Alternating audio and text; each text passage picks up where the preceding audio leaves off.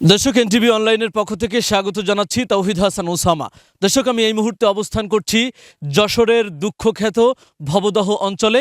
প্রতি বছর এই ভবদহ অঞ্চল বৃষ্টির মৌসুম এলেই জলাবদ্ধতায় নিমজ্জিত হয়। ঠিক একইভাবে গত কয়েকদিনের টানা বৃষ্টিপাতের কারণে অভয়নগরের যে ভবদহ এলাকা আছে সেই এলাকায় নেমে এসেছে দুশ্চিন্তা, এবং এই অঞ্চলে যারা বসবাস করে তাদের কপালে দুশ্চিন্তার ভাঁজ আমরা লক্ষ্য করেছি।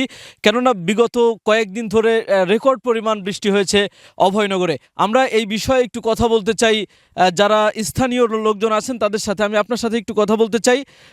বৃষ্টিপাত যেমন হচ্ছে তাতে করে কি মনে হয় অন্যবারের মতো এবার কি জলাবদ্ধতা হতে পারে? এবারও সেরকম ভাব মনে হয়, তার কারণ পানি তো যে কায়দায় বাড়তেছে তাতে পানি আবার গ্রামবাসী তলাইবে বা ঘর বাড়ি তলাবে, এরকম ভাব। আচ্ছা, প্রতিদিন কি পরিমাণ বৃষ্টি হচ্ছে? গতকাল তো বর্ষা খুব হয়, 24 ঘন্টা বর্ষা আছে। আজকেও হয়েছে মানে দুপুরবেলা না, আর এখনো আসার ভাব এসে গেছে। যেভাবে এইভাবে যদি বৃষ্টি হয় তাহলে মানে গ্রামবাসী যাবে। আচ্ছা, ভবদহ অঞ্চলের মানুষ তো আসলে সবসময় আতঙ্কের মধ্যে থাকে। আপনারা আতঙ্ক অনুভব করছেন কিনা? অবশ্যই তো, আমরা কি আতঙ্ক মানে যে গরু বছর নিয়ে তারপরে গেয়ে জায়গা সব বাসে যাচ্ছে, নেট পেট দিয়েও কুলোনো যায় না, পানি সরার কোনো ব্যবস্থা নেই। এই এই টেকার নদী যে এমন বোঝাছে ওই সেলা মেলা দিয়ে, তারপর আছে যে গের বেড়ি নদীতেও বাঁধেছে, নিয়ে সব বন্ধ করেছে, পানি সরার কোনো ব্যবস্থা ভালো নেই। আচ্ছা, আমরা আরেকটু কথা বলতে চাই আরেকজনের সাথে। আপনার শুনেছি এই বিলে ঘের আছে, আপনারা আতঙ্কে দিন কাটাচ্ছেন কিনা? আমরা তো আতঙ্কে দিন কাটাচ্ছি। কেন? গের বেড়ি আমাকে তলায় যাচ্ছে, নেট দিতে আছে, একটা নেটের দাম 5,000 টাকা। আচ্ছা তো এ কিনবো কি বলে, আমরা চাল কিনবো না নেট কিনবো? আচ্ছা, গত বছর মানে জলাবদ্ধতা ছিল, এবছর কি জলাবদ্ধতার আশঙ্কা করছেন? হ্যাঁ, বছর করছি। আচ্ছা, এবার অন্যান্য বার কি পানি এই পরিমাণ থাকে নাকি এর চেয়ে কম থাকে এই সময়ে? এসে একটু কম থাকে, গত বছর ছিল, আর এই বছর তার থেকে বেশি হবে। আচ্ছা আচ্ছা, এখন যদি পানি উপরের পানিগুলো এভাবে ভবদহ অঞ্চলে আসতে থাকে তাহলে আপনারা জলাবদ্ধতায় ডুববেন, তাই তো নাকি? আমরা ডুবিয়ে ফড়িয়ে রয়েছি, আর ডুববো না, আমরা ডুবিয়ে ফড়িয়েই আছি। তার কারণে ওই যে ঠেল জলটা আসতেছে ওই বোর্ডের বিল দিয়ে, ওই জল আসলে আমাকে এই রাস্তায় পানি উঠে যাবে। আচ্ছা, গত বছর তো এই রাস্তায় পানি ছিল এরকম কিছুদিন পরে? এই পানি ছিল, আচ্ছা, উরত পানি। এখনো রাস্তা পর্যন্ত পানি আসে নাই, তবে আসবে বলে মনে হয়। আসবে, হ্যাঁ আসবে, রাস্তার পরে পানি আসবে। আচ্ছা, আমরা আরো কয়েকজনের সাথে একটু কথা বলতে চাই। আপনি একটু আসবেন। এই এলাকার কি অবস্থা, জলাবদ্ধতার অবস্থা কেমন? জলবদ্ধ অবস্থাটা গত বছর চেয়ে পানি এবছর বেশি। আচ্ছা, কি মনে হয় এবার কি আবার জলাবদ্ধতায় নিমজ্জিত হবে?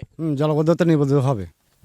আচ্ছা, আমরা আরেকটু কথা বলতে চাই একজনের সাথে। আপনি একটু জানাবেন আপনার এই বিলে কোনো ঘেরবেড়ি আছে কিনা, থাকলে কি অবস্থায় আছে?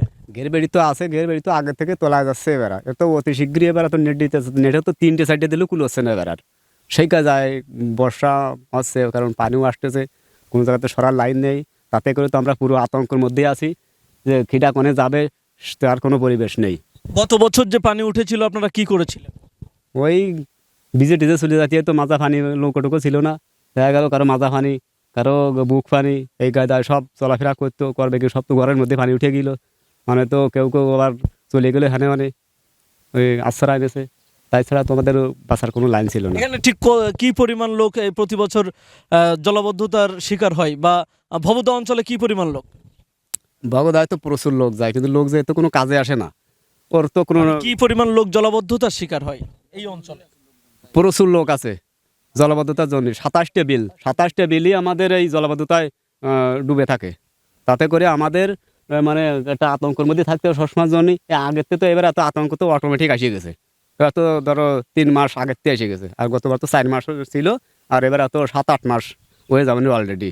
পানি সরবে কিনা এবার তো সন্দেহ, কোনো নিষ্কাশনের ব্যবস্থা নেই। আচ্ছা দর্শক, মূলত ভবদহ অঞ্চলের যে কয়েকটি নদী রয়েছে 80-র দশকে সেই সমস্ত নদীগুলো ভরাট হয়ে এই অঞ্চল জলাবদ্ধতার শিকার হয়, এবং সেই থেকে এখনো পর্যন্ত প্রতি বছর এই অঞ্চলের মানুষ জলাবদ্ধতায় নিমজ্জিত হয়।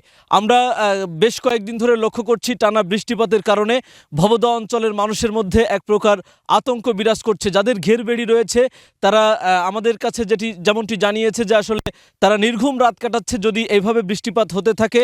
রেকর্ড পরিমাণ পরিমাণ বৃষ্টি হতে থাকে তাহলে গত বছরের চাইতে এবছর আরও ভয়ঙ্কর রূপ নিতে পারে।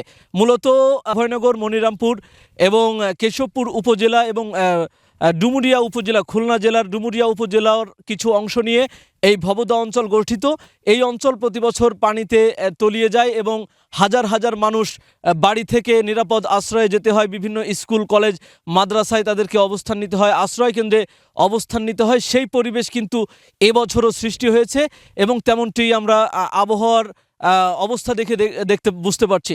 দর্শক, এ ব্যাপারে আমরা একটু কথা বলার চেষ্টা করেছিলাম পানি উন্নয়ন বোর্ডের নির্বাহী প্রকৌশলী পলাশ কুমার ব্যানার্জির সাথে। তিনি দীর্ঘ সময় ধরে আমরা তার ফোনে যোগাযোগের চেষ্টা করেছি, তিনি আমাদের ফোনটি রিসিভ করেনি। আমরা ভবদহ অঞ্চলের বেশ কয়েকটি এলাকায় গত কয়েকদিন ধরে ঘুরে যেটি দেখেছি যে যেই ঘের বেড়িগুলো আছে তাতে করে অলরেডি অনেকেই নেট পাটা কিনে ঘেরা শুরু করেছে যদিও, কিন্তু যদি আরও কিছু সময় অতিবাহিত হয় এবং আরও কয়েকদিন এভাবে টানা বৃষ্টিপাত হয় তাহলে কোনো প্রকার নেট পাটাই এই ঘেরগুলো রক্ষা করা সম্ভব হবে না।